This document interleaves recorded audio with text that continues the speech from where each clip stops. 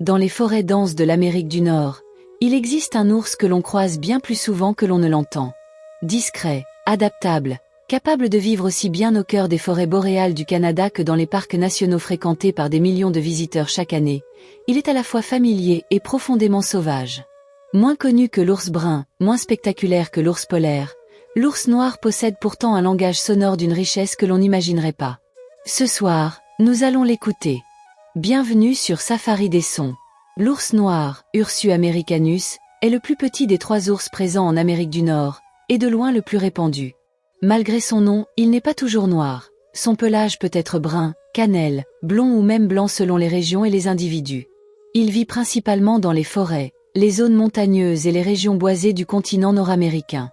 Solitaire et principalement crépusculaire, il est omnivore et opportuniste, capable de tirer parti de presque toutes les ressources que son environnement lui offre.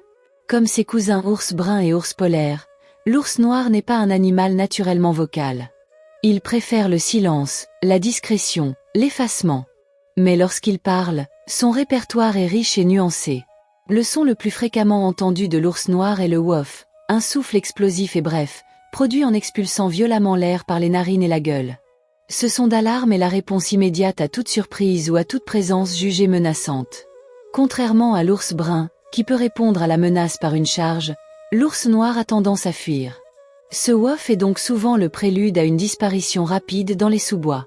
Il dit, en une fraction de seconde, « J'ai vu quelque chose, je ne sais pas encore ce que c'est, et je préfère ne pas le découvrir. » Il y a aussi le grognement sourd, grave et continu, que l'ours noir émet dans les situations de tension plus prolongées.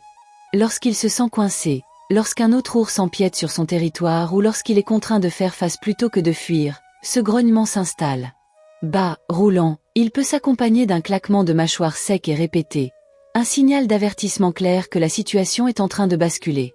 Dans ces moments-là, l'ours noir qui grogne est un ours noir qui vous demande sérieusement de reculer. L'ours noir est également capable d'émettre des mugissements, des vocalisations longues, puissantes et modulées, qui ressemblent presque à des plaintes d'une grande profondeur émotionnelle. Ces sons sont produits dans les situations de détresse intense ou de douleur. Un ours blessé, piégé ou séparé de ses petits peut mugir de cette façon pendant de longues minutes. C'est l'un des sons les plus éprouvants à entendre dans la nature nord-américaine, précisément parce qu'il résonne d'une humanité troublante. Les échanges entre une ours et ses oursons forment le registre le plus tendre du répertoire de l'ours noir. La mère communique avec ses petits par des grognements doux et répétés, des sons bas et rythmés qui servent à les guider dans les déplacements, à les rassurer dans les moments d'incertitude, à les rappeler lorsqu'ils s'éloignent trop. Les oursons répondent par des cris plaintifs et nasillards, des gémissements insistants qui ressemblent à ceux d'un enfant qui réclame. Et lorsqu'ils tètent leur mère, ils émettent un ronronnement de contentement, régulier et grave, qui semble disproportionné pour des créatures aussi petites. Ce ronronnement est l'un des sons les plus apaisants que la forêt nord-américaine puisse offrir. Un son particulier mérite une mention spéciale. Lorsque l'ours noir s'installe devant un pommier sauvage chargé de fruits, devant une ruche bourdonnante ou devant une rivière poissonneuse à la saison du saumon, il produit parfois un grognement de gorge doux et répété, presque un fredonnement, qui trahit une satisfaction anticipée. Ce son discret, émis avant même d'avoir commencé à manger, est une expression de plaisir pur. Un géant qui fredonne de bonheur devant son repas. Il est difficile de ne pas sourire en l'entendant. Ce qui distingue fondamentalement l'ours noir de ses cousins sur le plan sonore, c'est sa réserve naturelle et son tempérament moins confrontationnel. Là où l'ours brun peut choisir de tenir tête, l'ours noir choisit presque toujours de partir. Ces sons reflètent cette philosophie. Ils sont globalement moins intenses, moins prolongés, moins menaçants. Ce n'est pas un langage de domination.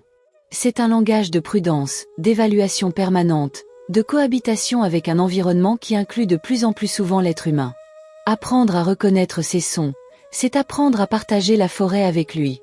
C'est comprendre qu'un wouf dans les sous-bois n'est pas une menace. C'est une surprise, exprimée en une seule syllabe par un animal qui préfère, comme vous, éviter la confrontation. Merci d'avoir écouté Safari des sons. Si ce portrait sonore de l'ours noir vous a touché, abonnez-vous à la chaîne et laissez un commentaire. Connaissiez-vous l'ours noir avant cette vidéo? Et lequel des sons décrits vous a le plus surpris? À très bientôt, pour de nouveaux sons sauvages.